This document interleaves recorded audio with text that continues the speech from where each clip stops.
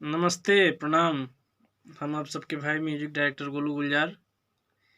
उम्मीद करतनी कि रउआ सब लोग अच्छा होखब और कामना करतनी भगवान से कि सब कोई अच्छा होखे, स्वस्थ होखे। हमार लाइव आवे के मुख्य कारण बा कि हम आइल बानी बनारस से। एजा काफ़ी दिन से रहतनी बक्सर में। कुछ लोग के अच्छा नइखे लागत कि गोलू गुलजार बनारस से आके बक्सर में कैसे रहतलन। उ लोग के हम नाम ना धइल चाहब। अभी अभी एगो गाना हमार रिलीज भइल बा, बलम अभी लइका बानी। गाना एगो रिलीज भइल बा बलम अभी लइका बानी, शिल्पी राज जी के जीएम रिकॉर्ड से। तो एगो कोनो अमरेंद्र कोई राइटर बड़न, कोनो विक्की विवेक या विकेश, पता नइखे हमरा नाम, तो उ लोग के जंतु चिन्हत नइखी। तो कहाँ तो लोग कहता कि तू कौना स्टूडियो से गाना चोरी कइले बड़ा। ई गाना हम 4-5 महीना भैया पहले से ई गाना के शिल्पी जी के 2 महीना 3 महीना जनवरी में भेजले रही। ई गाना के मने रिकॉर्डिंग कंप्लीट हो गई रहे और कहाँ तो कहत लन जे कि एफआईआर कर देव। तो तू ही एफआईआर करेला भाई, एफआईआर हमरो करे आवेला। ठीक बा, अगर हमार घर एजा नइखे, हम बनारस के रहे वाला बानी, धमकी देतड़ कि तहके जान से मार देव, गोली मार देव, तो तू भाई मार लिह, तू मार के राज करिह। लेकिन ई कोनो तरीका ना है कि अब एगो मने कि स्टार के, एगो कंपनी के, एगो म्यूजिक डायरेक्टर के तू सबका के धमकी द। तहार गाना अगर रहे भाई तो तू 5 महीना काहे ना पहले रिलीज कइल। हमार जब गाना रिलीज भइल तबे तारा रिलीज करे के भइल ह। धमकी दे तोरा जाके मने कि मार देव, मार दे भाई। हम बक्सर में बानी और हम उतना दूर से आइल बानी। अगर कुछ लोग के हजम नहीं हो तो हमके बक्सर से हटा दे जा। लेकिन देखी, रउआ सबसे यही रिक्वेस्ट करब कि ई सब अच्छा बात ना होखेला। रउआ सब मेहनत करी जा और मेहनत करके आगे बढ़ी जा। हमरा कोनो दिक्कत नहीं है।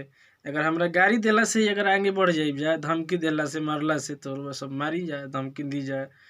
और हम अपना सर्वेश्वरी स्टूडियो में बानी बक्सर में। बहुत सारा लोग मने कि फ़ोन करके तुम कहाँ हो, हम ये कर देंगे, वो कर देंगे, अभी बक्सर के लौंडों को नहीं जानते हो।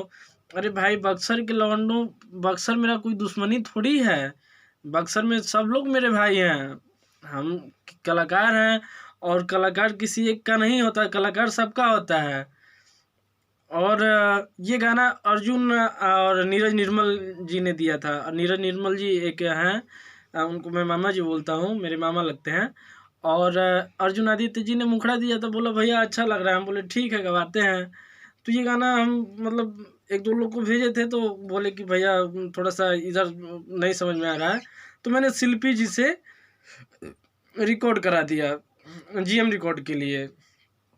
और अभी शिल्पी जी को कोई, अरे यार फ़ोन पे बात कर रहे हैं तो वो मतलब बहुत एक स्टार कलाकार हैं, सभ्यता से नाम लिया जाता है। तो कहाँ तो कह रहे हैं कि शिल्पी से हम बतियनी हाँ, हाई कहनी हाँ। तो इसका क्या मतलब है?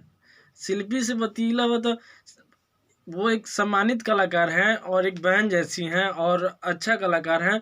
तो सेल्फ रिस्पेक्ट देना बनता है, तो पहले आप सेल्फ रिस्पेक्ट देना सीखिए, है ना? और उसके बाद तो लड़ाई कीजिएगा। पहले संस्कार सीखिए और उसके बाद आप गाना लिखना सीखिएगा उपेंद्र जी। और धमकी देने से और ये सब गुंडागर्दी करने से आप अच्छा राइटर नहीं बन जाइएगा। आपके कलम में दम होगा ना तो आपका बहुत लोग गाना गाएंगे। और धमकी दे रहे हैं कि ये कहाँ कौन अंकुर जी, कौन केकरा स्टूडियो पता। अब हमारी ये काम रह गई बा कि अपन स्टूडियो छोड़ के अब दूसरा दूसरा के स्टूडियो घूमी आए।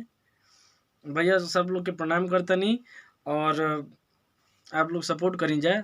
कैसे कि देखा तनी बहुत लोग धमकी देता। अब दिन भर मोबाइल स्विच ऑफ कैले रहनी, दिन भर परेशान बनी। कहाँ बड़ा का करतल, हम तेरे घरे आवतनी। अरे घरे आ जाना भाई, भाई भाई के घरे ना आवेला। तो रउआ सबके प्रणाम करतनी। जय माता दी, हर हर महादेव। और वो गाना के एक बार सुनी जाए और आप लोग बताइन जाए कि अगर वो गाना उनकर रहे तो ये लोग काहे खातिर के ऐसे करता है, 5 महीना पहले काहे ना रिलीज कराइल। जय माता दी।